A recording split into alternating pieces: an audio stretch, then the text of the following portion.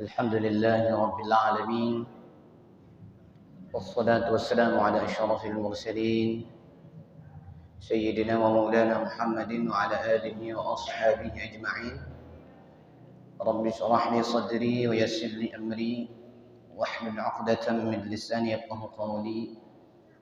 رب يسر ولا تعسر، رب تمم بالخير يا فتح يا عليم افتح لنا فتوح العارفين. لا حول ولا قوة إلا بالله العلي العظيم. Yang saya hormati Bapak orang tua kita, Bapak Haji Hasan Basri Agus, kemudian Bapak Dr. Khairun Nas, serta para pengurus Masjid Al-Hasanah, kemudian para tuan-tuan guru, para asatiz dan asatidah, bapak-bapak, ibu-ibu, para santri dan santriwati Pondok Pesantren Ummahatul Mukminin Al-Hasanah yang insyaallah dimuliakan oleh Allah Subhanahu wa taala. Kembali kita mengkaji kitab Al-Hikam. Namun sebelum kita mulai, mari kita buka dulu dengan pembacaan Al-Qur'an. Dengan bertawassul kepada pengarang kitab dan ulama-ulama kita yang lainnya. الفاتحة على نية السهالة والجمال في كل الأمور الدينية والدنيوية والأخروية مع تمام العناية إلى حضرة النبي المصطفى محمد صلى الله عليه وسلم وآله وأزواجه وذرياته أجمعين، ثم إلى أرواح آبائنا وأمهاتنا وأجدادنا وجداتنا ولأستاذنا ولمعلمينا ولجميع المؤمنين والمؤمنات والمسلمين والمسلمات، خصوصا إلى روح الشيخ ابن القادر الجيلاني وإلى روح الشيخ ابن عطاء الله السكندري وإلى روح الشيخ سيد سابق وإلى روح الشيخ سيد محمد بن علوي المالكي الحسني وإلى روح الشيخ محمد المتولي الشعراوي وإلى روح الشيخ عبد القادر بإبراهيم وإلى روح الشيخ عبد المجيد الجمي وإلى روح الشيخ حلمي بن عبد المجيد وإلى روح الشيخ شرف الدين بن نجيب محمد وإلى أصولهم وفروعهم ومحبهم وأحبائهم الأحياء منهم والأموات أينما كانوا من مشارق الأرض إلى مغاربها برها وبحرها، وإلى جميع مشايخهم وسلسلة سندهم إلى رسول الله صلى الله عليه وسلم. غفر الله ذنوبهم ونفعنا الله بعلومهم وأفاض علينا من بركاتهم وأنوارهم وصرارهم في الدنيا والآخرة. شيء لله ولهم الفاتحة. أعوذ بالله من الشيطان الرجيم. بسم الله الرحمن الرحيم. الحمد لله رب العالمين الرحمن الرحيم مالك يوم الدين إياك نعبد وإياك نستعين اهدنا الصراط المستقيم صراط الذين أنعمت عليهم غير المغضوب عليهم ولا الضالين آمين. قال المصنف رحمه الله تعالى ونفعنا بعلومه في الدارين. Kita melanjutkan kajian kita pada hikmah yang ke-30 halaman 22 baris yang ke-14 dari atas. Liyunfiq dzu sa'atin min sa'atihi al-wasiluna ilaihi wa man qudira alaihi rizquhu as-sa'iruna ilaihi. Pada hikmah yang ke-30 ini Syekh Ibnu Athaillah Sakandari mengatakan liyunfiq dzu sa'atin min sa'atihi, hendaklah orang yang mempunyai harta itu menginfakkan hartanya sesuai dengan kemampuannya. Itu kata Syekh Ibnu Athaillah As-Sakandari, orang yang menginfakkan hartanya di jalan Allah itu adalah al-wasiluna ilaihi, orang yang al-wasilun, orang yang sudah sampai kepada Allah Subhanahu wa taala. Ma'rifatnya sudah sampai kepada Allah Subhanahu wa taala. Hakikatnya sudah sampai kepada Allah Subhanahu wa taala. Wa man qudira alaihi,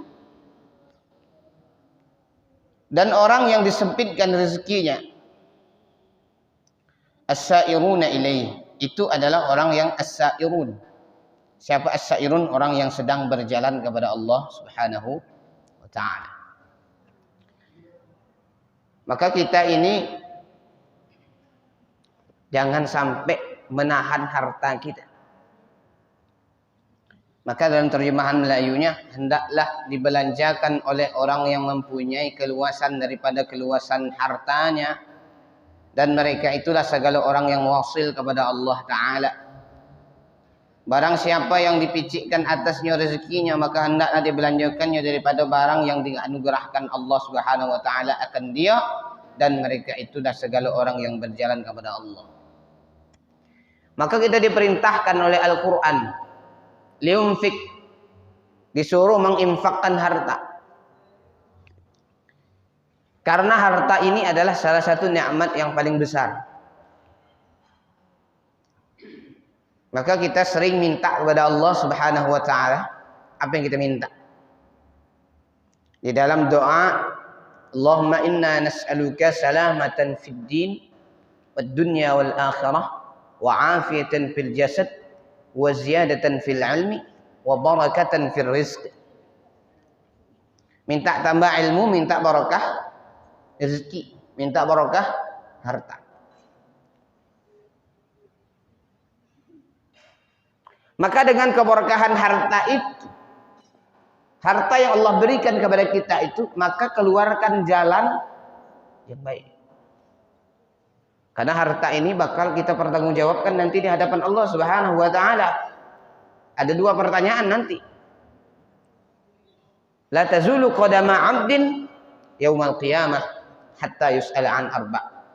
Seorang hamba itu tidak akan bergerak kedua kakinya pada hari kiamat sampai dia ditanya tentang 4 hal. Apa itu? Salah satu daripada pertanyaan 4 hal itu adalah an malihi min aina iktasabahu wa fima anfaqahu. Tentang hartanya, dari mana dia dapatkan, kemana dia keluarkan. Itu harta ditanya. Kalau umur tanya 1, an umrihi fima afnah. Kalau jasad tanya 1, an jasadihi fima ablah.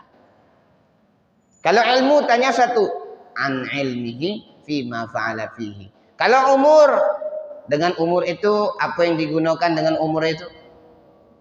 Kalau jasad, dengan jasad itu apa yang digunakan dengan jasad. Kalau ilmu, apa yang sudah diamalkan dengan ilmu yang sudah didapat. Tapi kalau harta 2, dari mana dia dapatkan, kemana dia keluarkan. Kalau didapat dengan jalan yang halal, maka tanya yang kedua lagi. Ini jalan yang dikeluarkan, ini jalan apa? Kalau jalan yang haram, dapatnya halal, keluarannya haram, tidak bisa. Dapatnya haram, keluarannya halal, tidak bisa. Apa contohnya? Dapatnya halal, keluarnya haram. Dapatnya halal, kerjanya bagus, kerjanya baik, sehingga digaji. Tapi dikeluarkan dengan cara yang haram, apa itu? Berjudi. Ini tidak bagus hartanya. Kemudian, masuknya haram, keluarnya halal. Masuknya dengan jalan korupsi lah, dengan jalan membodoh-bodohi orang lah, dengan jalan membohongi orang, dapat duit. Dengan jalan nipu orang, dapat duit. Dikeluarkan dengan cara sedekah, tidak juga bagus. Maka kedua-duanya harus bagus. Min aina iktasabahu wa fima anfaqahu. Dari mana dapatkan, kemana dikeluarkan. Keluarkan dengan cara yang baik, dapatnya juga dengan cara yang baik. Itu tanggung jawab kita. Maka Nabi SAW, maka Allah Subhanahu wa taala menyebutkan dalam hadis qudsi, uhibbu thalathan wa hubbi li thalathin asyad. Aku cinta kepada 3 hal, dan aku lebih cinta lagi kepada 3 hal. Dari 3 hal yang Allah sebutkan dalam hadis qudsi ini adalah, yang pertama, salah satunya adalah uhibbu ahlas sakha wa hubbi lil faqiris sakhi asyad. Aku cinta kepada orang yang dermawan, tapi aku lebih cinta kepada orang fakir, orang miskin yang dermawan. Maka kalau kita mengeluarkan uang 20.000, tapi kita ini banyak duit, kaya, itu belum seberapa dibandingkan dengan orang miskin yang mengeluarkan duit cuma 20.000, beda. Makanya Allah lebih cinta kepada orang yang fakir, dermawan. Tapi Allah juga cinta kepada orang yang kaya, yang dermawan. Karena harta ini bakal jadi tanggung jawab kita di hadapan Allah. Betapa banyak orang yang tergelincir gara-gara harta. Betapa banyak orang yang senang gara-gara harta. Betapa banyak orang yang dibantu, ditolong di akhirat gara-gara harta. Kenapa? Karena hartanya dititipkan di jalan Allah Subhanahu wa taala. Bukan harta yang dititipkan di tempat-tempat yang tidak baik. Segala orang yang wasil itu telah diluaskan atas mereka itu rezeki hatinya, ma'arifud diniyah dan fahmul haqiqah daripada Allah Subhanahu wa taala. Hatinya ini sudah kaya, hatinya ini sudah lembut, hatinya sudah bersih. Itu orang yang wasil. Sehingga ketika dititipkan harta, mudah sekali hatinya ini untuk mengasihani orang lain.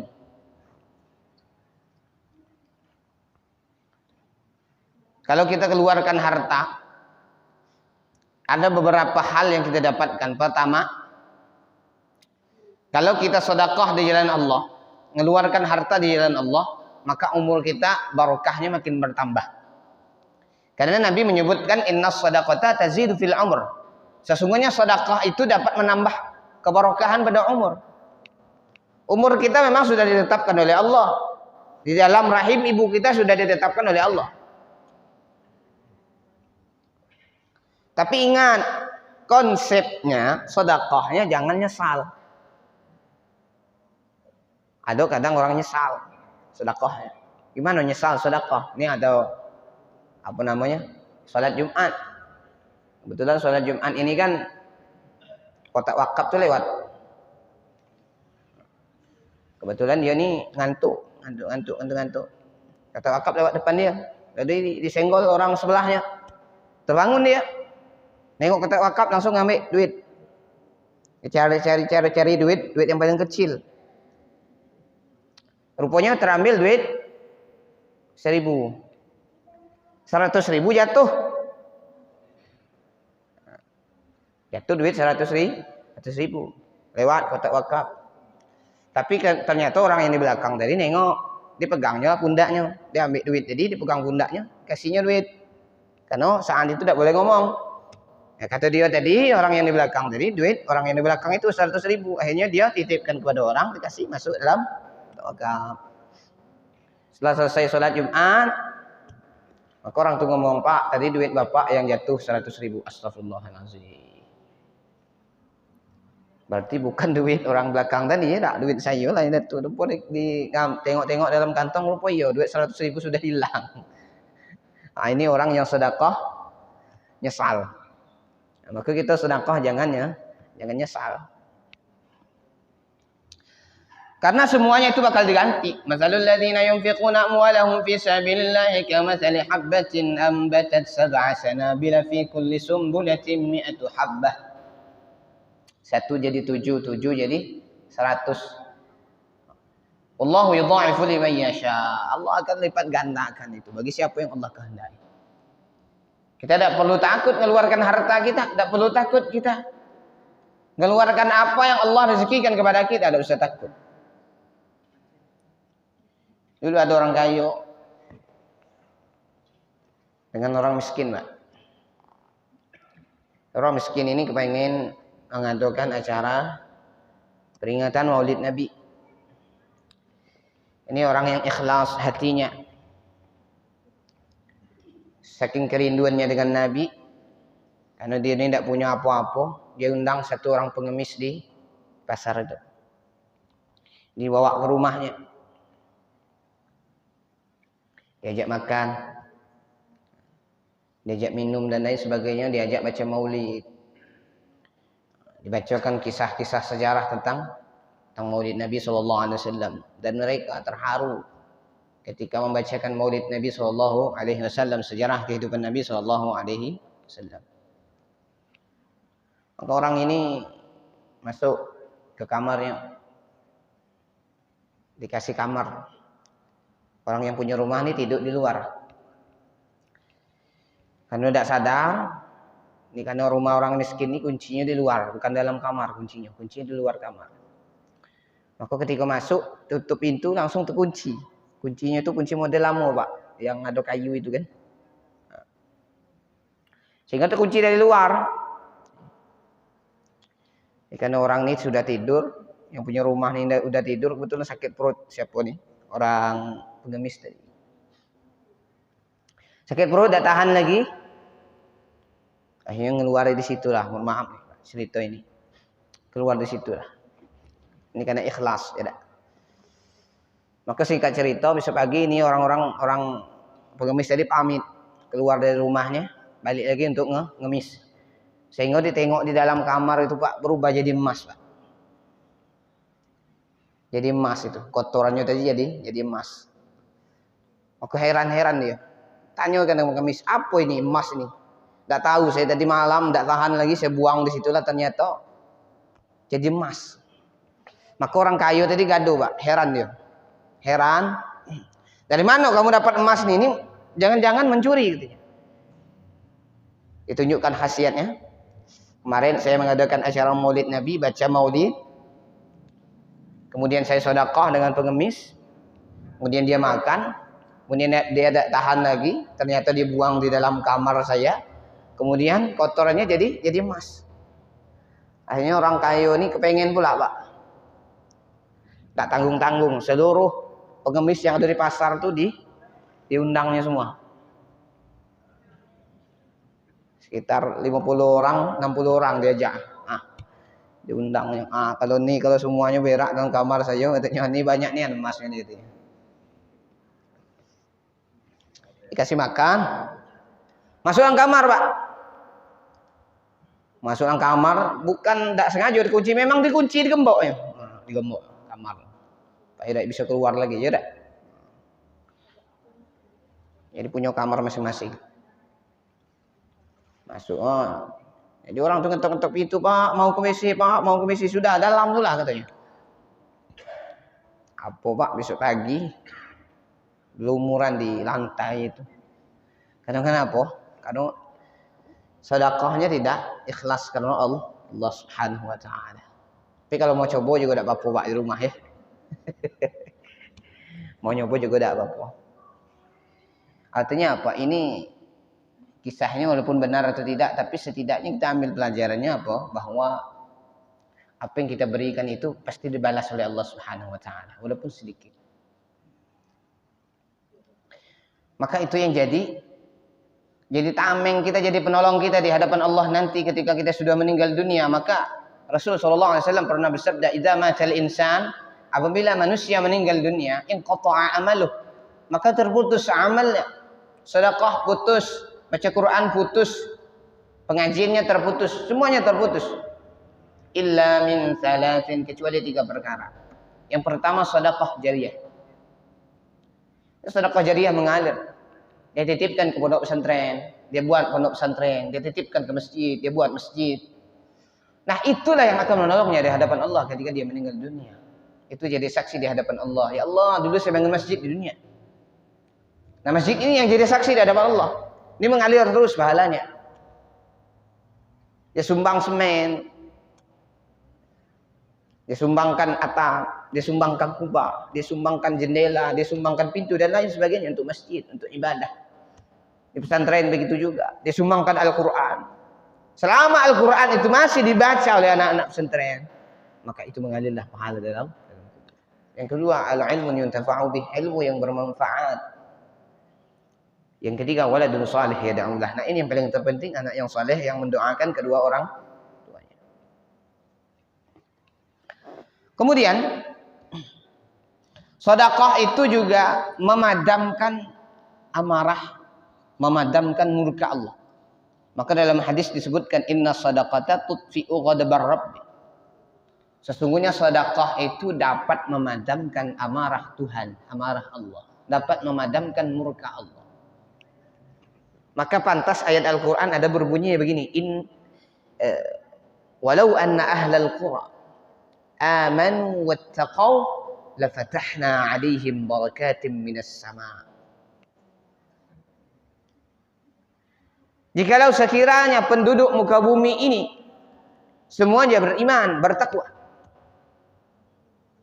segala perintah Allah dikerjakan, segala larang Allah dikerjakan, bersedekah, ibadah, rajin, lafatahna 'alaihim barakatim minas sama.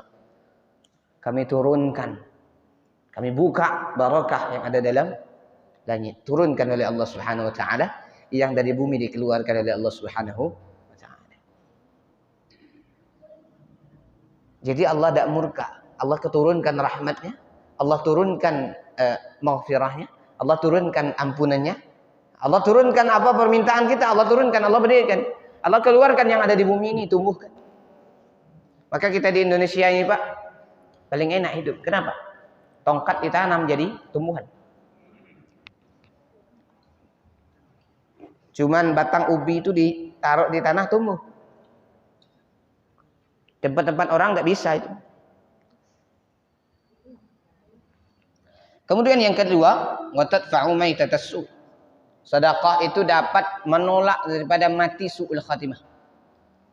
Na'udzubillah. Maka kita dititipkan harta, harta itu kita titipkan lagi di jalan Allah. Maka itu yang kita tuai. Adapun harta yang kita belikan sesuatu yang tidak ada bermanfaat, itu tidak ada nolong.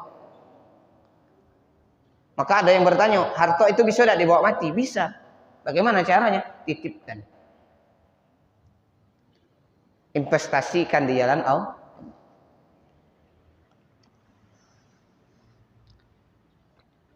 Segala orang yang wasil itu telah diluaskan atas mereka itu rezeki hatinya, ma'arifud diniyah dan fahmul haqiqah daripada Allah dengan isyarat di dalam mukhatabat dan munajat, hingga mengambil dalil mereka itu dengan dia atasnya.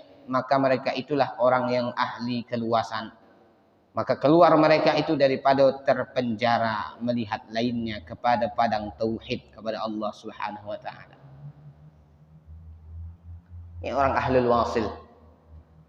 Orang yang sudah dibukakan mata hatinya, orang yang sudah dibukakan pintu hatinya, orang yang sudah dibukakan jiwanya, orang yang sudah diluaskan hatinya untuk menjalankan agama Allah Subhanahu wa taala. Sehingga dia sudah wasil, sudah sampai kepada Allah Subhanahu wa taala. Tidak ada lagi jarak dia dengan Allah, tidak ada lagi kejauhan dia dengan Allah. Dia merasa dirinya dengan Allah itu dekat. Maka namanya muqarabah, maka namanya muraqabah, maka namanya ma'rifah. Balik kita kepada limfik dzu sa'atin min sa'ati. Karena itu adalah ciri orang yang al-wasiluna ilaihi, orang yang sudah sampai kepada Allah. Jangan takut harta ini kalau kita salah. Dulu ada sahabat Nabi juga pernah salah. Dalam riwayat Imam Bukhari dan Muslim, dulu sahabat Nabi pernah juga salah ngasih sedekah. Qala rajulun, ada seorang laki-laki mengatakan, la atasaddaqanna bi shadaqah. Aku kepengen bersedekah. Aku pengen bersedekah. Fa kharaja bi shadaqatihi, kemudian dia keluar untuk memberikan sedekahnya. Fa wada'aha fi yadin sariqin. Kemudian sedekahnya ini diberikan kepada orang yang salah. Kepada siapa? Kepada pencuri. Ada orang maling di jalan itu. Itu tidak sengaja diberikan sedekah. Fa'asbahu, kemudian di waktu subuh yatahaddatsuna, orang-orang bercerita, orang-orang mengatakan tusuddiqa ala sariqin. Ada orang yang bersedekah kepada pencuri. Maka dia dengar, maka dia mengatakan, Allahumma lakal hamdu. Ya Allah, segala puji kepadamu, segala puji bagimu. Sedekahku ini ternyata kepada orang yang salah, kepada pencuri, tak ada gunanya. Untuk apa sedekah kepada pencuri? Tidak ada gunanya, tak? Nah, dia berpikiran seperti itu, berpandangan seperti itu. La atasaddaqanna bi sadaqatin. Aku mau lagi bersedekah besok. Fa kharaja bi sadaqatihi, kemudian dia keluar dengan sedekahnya, fa wada'aha fi yaday zaniyah. Kemudian ternyata dia malah memberikan sedekahnya itu kepada orang yang berbuat zina. Kemarin sedekah kepada pencuri. Hari ini sedekah kepada pezina lagi. Fa asbahu, kemudian di waktu subuh yatahaddatsuna, orang-orang menceritakan tusaddiqal lailata 'ala zaniyah. Tadi malam ada orang yang bersedekah kepada pezina. Untuk apa itu? Sedekah kepada pezina, tidak ada gunanya. Maka dia mengucapkan Allahumma lakal hamdu 'ala zaniyah. Ya Allah, segala puji bagimu. Aku berlindung kepadamu dari zina. La atasaddaqanna bisadaqatin. Kemudian dia berniat lagi besok pagi untuk sedekah. Fa kharaja bisadaqatihi, kemudian dia keluar dengan sedekahnya. Fa wada'aha fi yaday ghani. Kemudian besok pagi dia sedekah diberikan kepada orang kaya. Kan tidak ada gunanya juga sedekah kepada orang kaya katanya. Pertama kepada pencuri, kemudian pada pezina, pada orang kaya. Maka di waktu pagi fa aslahu, di waktu pagi yatahaddatsuna, orang-orang mengatakan tusaddiqa ala ghaniyin. Ada orang yang bersedekah dengan orang kaya, kepada orang kaya. Faqala, maka dia ucapkan Allahumma lakal hamdu ala sariqin wa ala zaniyah wa ala ghaniyin. Ya Allah, segala puji bagimu. Aku bersedekah kepada pencuri, aku bersedekah kepada pezina, aku bersedekah kepada orang kaya. Faqila lahu, kemudian dia bermimpi. Dalam mimpi itu dikatakan, amma sadaqatuka ala sariqin fala'allahu ay yasta'iffa an sariqatihi. Adapun sedekahmu kepada pencuri, mudah-mudahan dia itu taubat daripada mencurinya. Jadi jangan takut sedekah kita itu salah sasaran. Kemudian awa ammaz zaniyah fala'allaha ay yasta'iffa an zinaha. Adapun sedekahmu itu diberikan kepada pezina, mudah-mudahan dia taubat dari zinanya. Tidak ada masalah.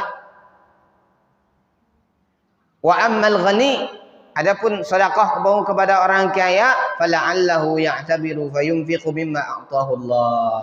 Mudah-mudahan dia mengambil i'tibar, mengambil pelajaran, dan dia menginfakkan sesuatu yang telah diberikan oleh Allah Subhanahu wa taala kepadanya. Tak ada gunanya kita ini menahan-nahan harta.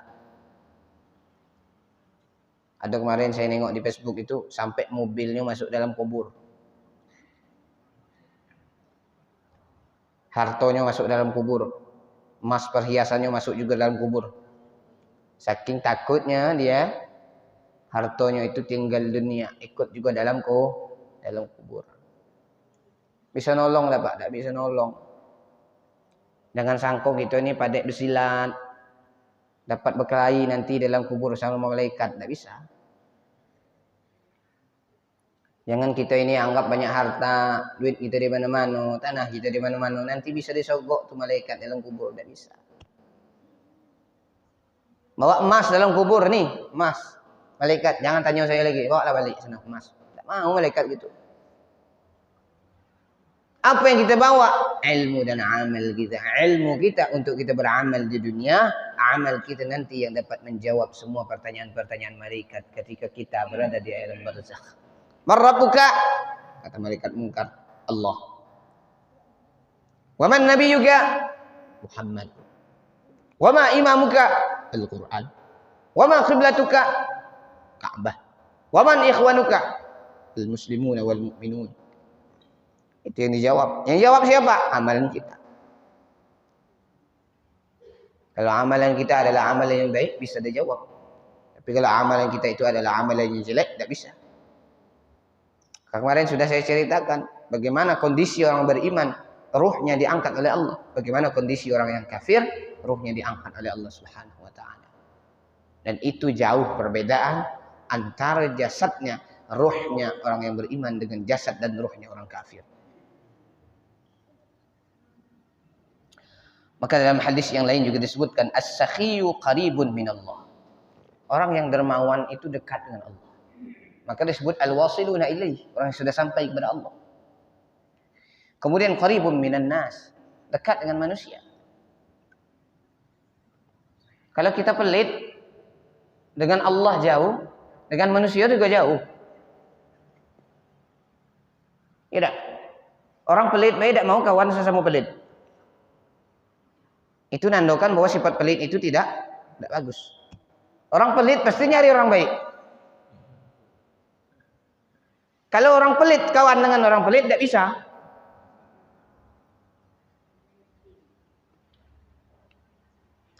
Qaribun minallah wa qaribun minan nas wa qaribun minal jannah. Dekat dengan Allah, dekat dengan manusia, dekat dengan surga. Ba'idun minan nar. Jauh dari neraka. Sebaliknya al-bakhil, orang yang bakhil, orang yang pelit. Ba'idun minallah, jauh dari Allah. Ba'idun minan nas, jauh dari manusia. Ba'idun minal jannah, jauh dari surga. Wa qaribun minan nar, dekat dengan neraka. Maka sifat sakhi itu tancap dalam hati. Sifat dermawan itu sifat rasa kasihan. Allah saja Maha Rahim. Mana buktinya Allah Maha Rahim? Siapapun hambanya, mau kafirkah dia? Mau berimankah dia? Karena tidak ada paksaan. Faman syaa falyu'min wa man syaa falyakfur. Siapa yang mau beriman silahkan. Siapa yang mau kafir silahkan. Tidak ada paksaan bagi Allah. Tapi Allah tetap kasih rezeki. Betapa banyak orang kafir yang diberikan Allah rezeki. Hartanya berlimpah. Tapi mereka tidak punya keimanan kepada Allah. Maka kita ini walaupun harta kita sedikit, tapi kita beriman kepada Allah. Itulah harta yang paling mahal. Jangan mencari harta dalam bentuk materi, Bang.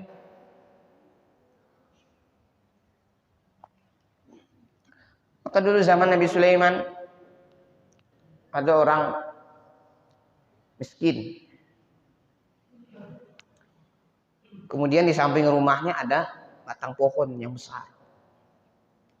Di atasnya ini ada sarang burung. Maka disuruh oleh istrinya ini, "Bang, tolong ambillah bang anak burung itu, kita buat lauk untuk anak-anak kita." Dipanjatnya. Ambilnya burung 2 ekor. Anak burung itu 2 ekor. Turun. Kemudian diberikan kepada istrinya dibuat lauk untuk anak-anaknya. Maka si burung ini marah. Ngadu kepada Nabi Sulaiman alaihissalam. "Wahai Nabi Allah Sulaiman, si fulan yang berada di bawah sarangku itu ada rumahnya. Dia setiap hari mengambil anakku. Anakku lahir, ambilnya. Anakku lahir, ambilnya." Maka Nabi Sulaiman menyuruh 2 orang jin untuk menjaga batang pohon itu. Disuruh jaga, Pak. 1 orang menjaga di bawah, 1 lagi menjaga di atas. Apa tugasnya? Tugasnya kalau ada yang manjat batang ini untuk ngambil anak burung itu, yang di bawah menarik kakinya, yang di atas mendorong ke bawah supaya jatuh. Nah, ini tugasnya, Pak. Kemudian datang nih orang ini ngambil, disuruh istrinya, "Ambil lagi bang, itu anaknya ada kayaknya." Ambil lagi, panjatnya, Pak. Namun ternyata sebelum dia manjat ini, ada orang pengemis minta-minta. Ketika ada seorang pengemis minta-minta, dia datang ngasih sedekah. Kasih sedekah. Ngasih sedekah manjat tak? Ambil anak burung itu. Dapat anak burung itu. Ternyata jin ini tidak bisa menghalau. Tidak bisa menurunkan orang yang manjat ini. Maka burung ini ngadu lagi kepada Nabi Sulaiman alaihissalam. "Wahai Nabi Allah Sulaiman, si fulan datang lagi ngambil anak saya." Maka marah Nabi Sulaiman kepada jin yang ditugaskan ini. Suruhnya jin, "Hei sini jin. Kenapa kau tidak jaga batang pohon itu?" "Wahai Nabi Allah Sulaiman, kami ini sudah jaga. Saya jaga di bawah, itu kawan saya jaga di atas." "Lalu kenapa engkau tidak narik yang manjat batang pohon ngambil anak burung itu?" "Saya mau narik, Allah Subhanahu wa ta'ala mengutus 2 orang malaikat untuk menjaga dia." Apa sebabnya dia diutus 2 orang malaikat oleh Allah Subhanahu wa ta'ala? sebelum dia manjat, dia memberikan sedekah kepada seorang pengemis. Maka dengan sedekahnya itu Allah bantu dia. Diutus 2 orang malaikat, kemudian 1 malaikat menahan saya, 1 malaikat lagi menahan teman saya, maka dia bisa ngambil anak burung itu. Ini apa maknanya? Artinya sedekah yang sedikit yang diberikan kepada pengemis itu dapat membantu dia. Jadi kita jangan remehkan, Pak, sedikit sedekah yang kita berikan, apapun itu bentuknya, apapun itu jenisnya, itu semua kalau diniatkan lillahi ta'ala untuk jalan Allah Subhanahu wa taala, insyaallah Allah akan bantu segala urusan kita. Tidak ada orang yang sedekah itu miskin, tidak ada. Maka sudah disebutkan tadi, as-sakhi qaribun minallah, qaribun minan nas, wa qaribun minal jannah, wa ba'idun minannar. Orang yang dermawan itu adalah orang yang dekat dengan Allah, orang yang dekat dengan manusia, orang yang dekat dengan surga, jauh dia dari neraka. Maka keluar mereka itu daripada terpenjara melihat lainnya kepada padang tauhidnya.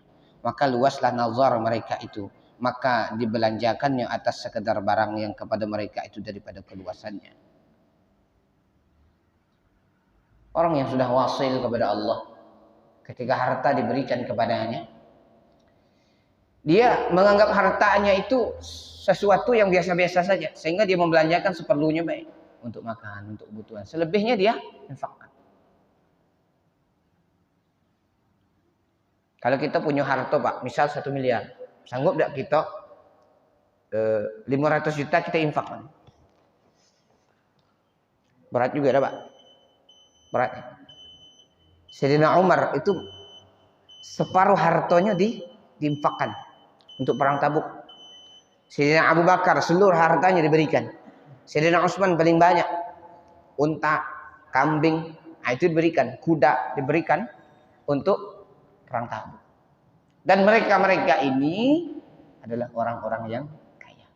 Kalau dibandingkan dengan zaman kita, belum seberapa, belum ada sebanding dengan kayanya Sayyidina Abu Bakar, karyanya Sayyidina Umar, kayanya Sayyidina Utsman, dan kayanya Sayyidina Ali bin Abi Thalib radhiyallahu anhum ajma'in. Kita lanjutkan, Pak, sedikit lagi. Dan segala orang yang salik itu telah dipicikkan mereka itu dalam segala rezeki ulum dan fuhum, ilmu dan pemahamannya, maka terpenjara mereka itu dalam picik khayalatur rusum, maka dibelanjakan mereka itu daripada barang yang didatangkan Allah akan mereka itu daripada rezeki yang picik, yang sedikit, hingga berkehendak kepada istidlal atas yang tiada berkehendak ia kepada dalil, dan tiadalah diberat Allah Ta'ala akan manusia itu melainkan barang yang telah didatangkan akan dia daripada ilmu atau amal atau rezeki lagi akan dijadikan Allah kemudian daripada sukar itu mudah, dan yang diberi pada hak waktunya, dan bagi yang tasdik janjinya. Segala yang susah, segala yang sulit itu dimudahkan oleh Allah Subhanahu wa taala. Maka kita termasuk ke dalam kelompok al-wasilun ataukah as-sairun. Mudah-mudahan kita termasuk ke dalam kelompok al-wasilun, orang yang sudah sampai kepada Allah Subhanahu wa taala. Bapak Ibu yang saya hormati, insyaallah kita akan lanjutkan kajian ini pada pertemuan berikutnya malam Rabu depan. Mudah-mudahan Allah Subhanahu wa taala mengistiqomahkan kita dalam pengajian, mengistiqomahkan kita dalam iman dan Islam, dan mudah-mudahan Allah Subhanahu wa taala kalau kita ditakdirkan meninggal dunia dalam keadaan husnul khatimah, dalam keadaan mengucap la ilaha illallah Muhammad Rasulullah sallallahu alaihi wasallam. A'udzubillahi minasyaitonir rajim. Bismillahirrahmanirrahim. Alhamdulillahirabbil alamin. Allahumma shalli ala sayyidina Muhammad wa ala alihi wa ashabihi ajma'in. اللهم اغفر لنا ذنوبنا ولوالدينا وارحمهما كما ربيانا صغارا ولجميع المؤمنين والمؤمنات والمسلمين والمسلمات الأحياء منهم والأموات. اللهم بارك لنا في شعبان وبلغنا رمضان. اللهم بارك لنا في شعبان وبلغنا رمضان. اللهم بارك لنا في شعبان وبلغنا رمضان. اللهم نور قلوبنا بنور هدايتك كما نورت السماوات والأرض أبدا برحمتك يا أرحم الراحمين. ربنا آتنا في الدنيا حسنة وفي الآخرة حسنة وقنا عذاب النار. وصلى الله على سيدنا محمد وعلى آله وصحبه وسلم والحمد لله رب العالمين. سبحانك اللهم وبحمدك أشهد أن لا إله إلا أنت أستغفرك وأتوب إليك. والسلام عليكم ورحمة الله وبركاته.